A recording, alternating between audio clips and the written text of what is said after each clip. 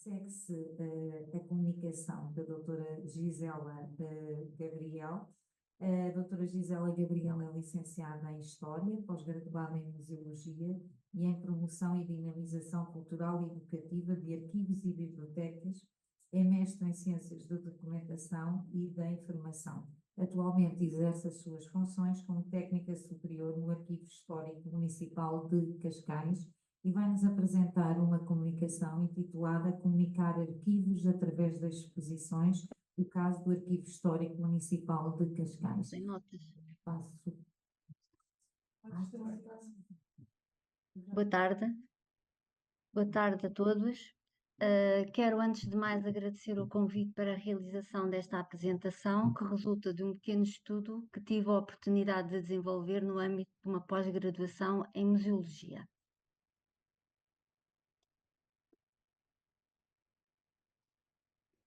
Vou assim falar-vos sobre a estratégia e os projetos desenvolvidos pela equipa do Arquivo Histórico Municipal de Cascais no âmbito da promoção e dinamização cultural e educativa, mais concretamente pelos colegas encarregados desta nobre missão, que aproveito desde já para felicitar.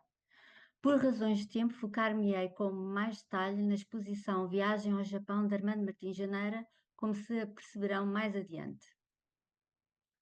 O objeto de estudo é o Arquivo Histórico Municipal de Cascais, arquivo público que garante a preservação, organização, descrição, consulta e difusão da documentação à sua guarda, que foi reinstalado na Casa Sommer em 2016. Esta é a entrada do Arquivo Histórico de Cascais.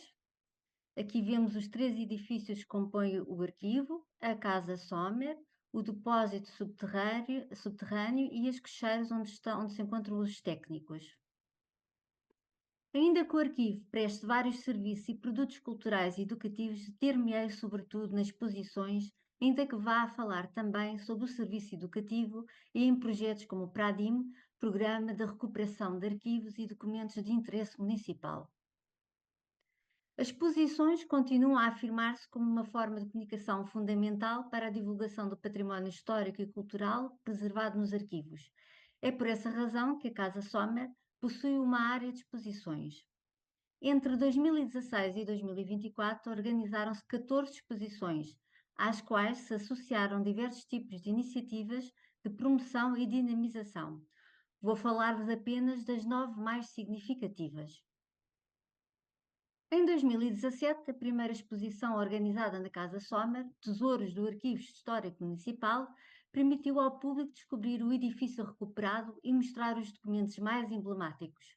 Foram então desenvolvidas ações de promoção diversificadas, como restauros ao vivo e edições, como podem ver nas fotografias. A exposição Ténis em Cascais, da primeira partida à internacionalização, inaugurada em 2017, tinha por objetivo mostrar alguns dos resultados da política de integração de arquivos privados na Casa Sommer, no âmbito do PRADIM, Programa de Recuperação de Arquivos e Documentos de Interesse Municipal, de que já vos falei.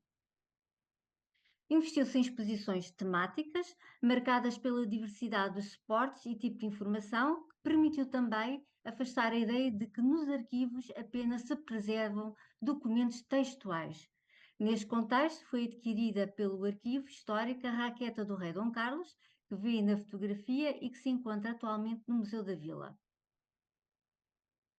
O arquivo procurou afirmar-se como instituição ao serviço de todos, ambicionando cativar e fidelizar públicos, aproximando-se assim dos pressupostos da democracia cultural que a Carta do Porto Santo fixou em 2021. Ainda em 2017, produziu-se a exposição Silva Júnior, um arquiteto em Cascais igualmente destinado a revelar resultados do PRADIM. O mesmo voltaria a suceder neste ano com a exposição Histórias da Vela em Cascais, também no âmbito do PRADIM, na sequência da recepção dos arquivos da Associação Naval de Lisboa, do Clube Naval de Lisboa, do Clube Naval de Cascais e da família Bell. Em função de necessidades pressentidas junto dos públicos que se começavam a fidelizar, bem como dos que se pretendiam angariar, em 2017 foi criado o Serviço Educativo, designado por Guardiões da Memória, para servir todas as faixas etárias e níveis de ensino.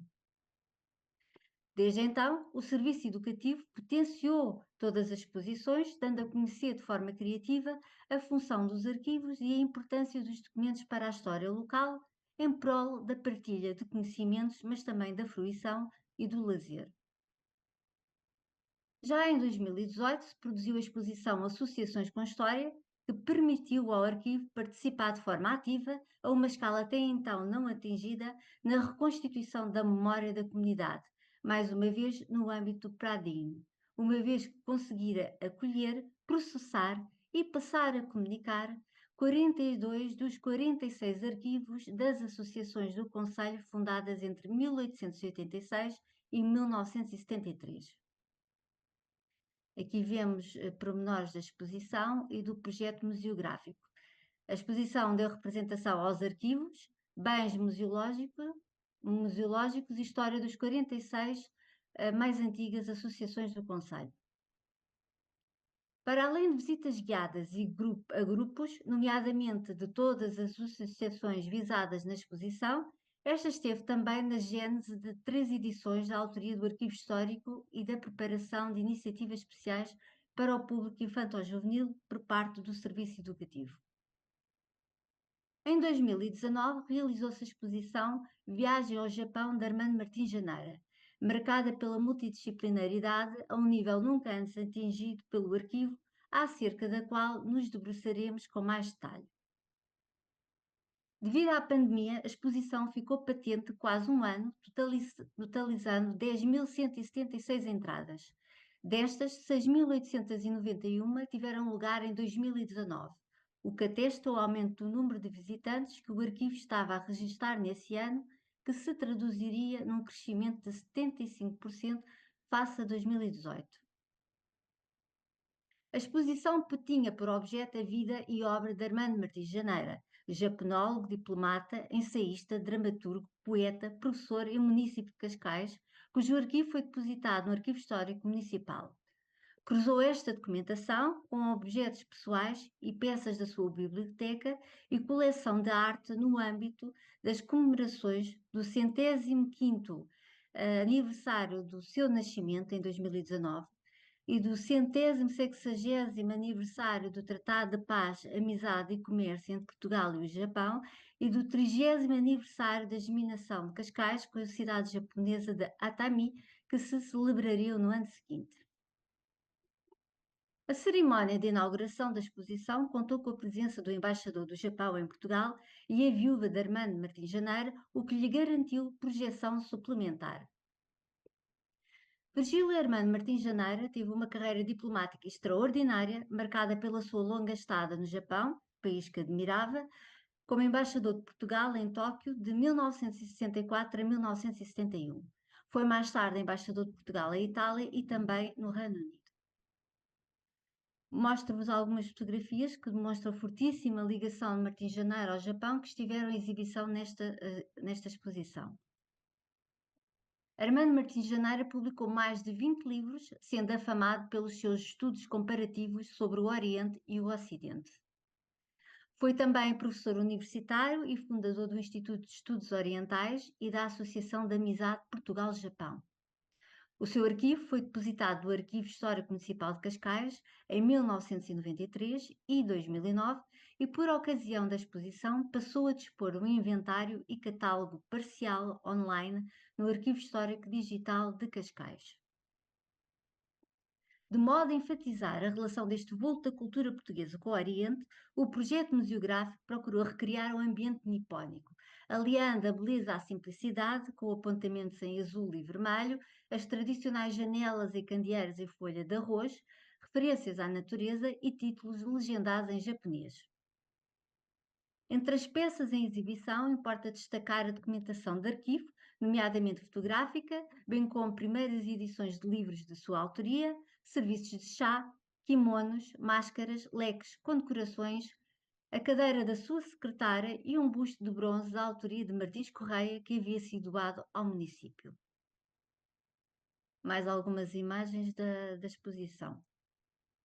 O serviço educativo potenciaria muitíssimo esta exposição por meio de eventos especiais de que vos falarei em seguida. Este foi o programa das iniciativas que transformou a exposição numa experiência verdadeiramente multidisciplinar, pela variedade de atividades organizadas, como conferências, workshops de artes tradicionais e gastronomia, teatro, espetáculos de música e dança e demonstrações de artes marciais. Procurava-se então cativar e fidelizar novos públicos, como famílias e alunos de diversos graus de ensino, mas também os apreciadores da cultura japonesa. O serviço educativo colaborou assim na afirmação do arquivo como um espaço polifacetado de educação não formal, em que o lazer se cruzou com o enriquecimento cultural e a formação. Esta aposta traduzir-se-ia no aumento do número de visitantes. A 26 e 27 de setembro seria apresentada na Casa Sommer a peça de teatro inédita Quando Jesus Voltou à Terra, da autoria de Armando Martins Janeira, destinada ao público em geral. O elenco encenado por Rodrigo Aleixo contou com a participação de jovens atores da Escola Profissional de Teatro de Cascais, assim como de atores residentes do Teatro Experimental de Cascais. Ainda que oficialmente tenham sido recebidos 240 convidados, o espetáculo, que teve lugar no pátio do arquivo, registrou cerca de 400 espectadores, se contabilizarmos também todas as pessoas que assistiram a partir da rua. Já a 5 de outubro se promoveu uma demonstração de artes marciais tradicionais japonesas com o apoio da Associação de Amizade Portugal-Japão e de outras associações dedicadas a diversas modalidades de artes marciais. Esta atividade garantiu 267 presenças. O arquivo estabeleceu, pois, novas parcerias, garantindo visitantes que nunca haviam entrado na Casa Sommer. Notem que a atividade se destinava preferencialmente a famílias e alunos dos primeiros e segundos ciclos do ensino básico. A 12 e 26 de outubro organizou-se o curso de iniciação ao origami, que contou com 12 participantes. A 9 de novembro, 11 inscritos participaram no show cooking de cozinha japonesa. A 30 de novembro e 7 de dezembro de 2019 e a 15 de fevereiro de 2020, realizar-se-ia o ciclo Conversa sobre o Japão, dedicado essencialmente aos alunos do ensino secundário e universitário e admiradores da cultura japonesa, com conferências de grandes especialistas na matéria que alcançaram 73 participantes. A 18 de janeiro de 2020 decorreu o espetáculo musical Armando Martins Janeira, Piano, Dança e Poesia, que contabilizou 120 presenças. Apresentou-se uma viagem pelas 4 estações, através de haikus, da autoria de Janeira. A 18 de janeiro e 1 de fevereiro de 2020 promoveram-se as oficinas Introdução à Caligrafia e Desenho Criativo inspirado na estética oriental, com 18 e 14 participantes, respectivamente. Os Guardiões da Memória propiciaram visitas guiadas especiais para escolas que contaram 329 presenças. Procurou-se, desta forma, estabelecer a notoriedade de um serviço que deseja aumentar a proximidade e interação com públicos mais diversificados, com vista à afirmação de uma verdadeira democracia cultural. Na opinião do diretor do Departamento de Arquivos, Bibliotecas e Património Histórico, esta exposição foi uma das mais interessantes experiências que pudemos desenvolver, de modo a cativar novos públicos por nos ter permitido acolher visitantes que nunca tinham entrado no arquivo, como sucedeu, por exemplo, quando da demonstração de artes marciais. Desde então, muitos deles transformaram-se num público fiel, regressando à Casa Sommer para participar noutras iniciativas. A capacidade de organização de exposições levou a equipa do arquivo a coordenar o projeto do Museu da Vila, nos Passos do Concelho, que em 2019 reabriu ao público numa área alargada e com novas funcionalidades interativas. Em 2021, já depois do confinamento, inaugurou-se a exposição António Passaporte, um fotógrafo em Cascais, de forma a recuperar públicos perdidos devido à Covid, que, como veremos adiante, seria bem sucedida e até teria direito a um programa na RTP. Mostro-vos alguns aspectos da exposição e alguns pormenores do projeto museográfico. Em 2022, o arquivo prosseguiu o acompanhamento de projetos de musealização, tendo por base fundos e coleções à sua guarda. como sucedeu no Museu da Misericórdia de Cascais e no Museu dos Bombeiros de Alcabides.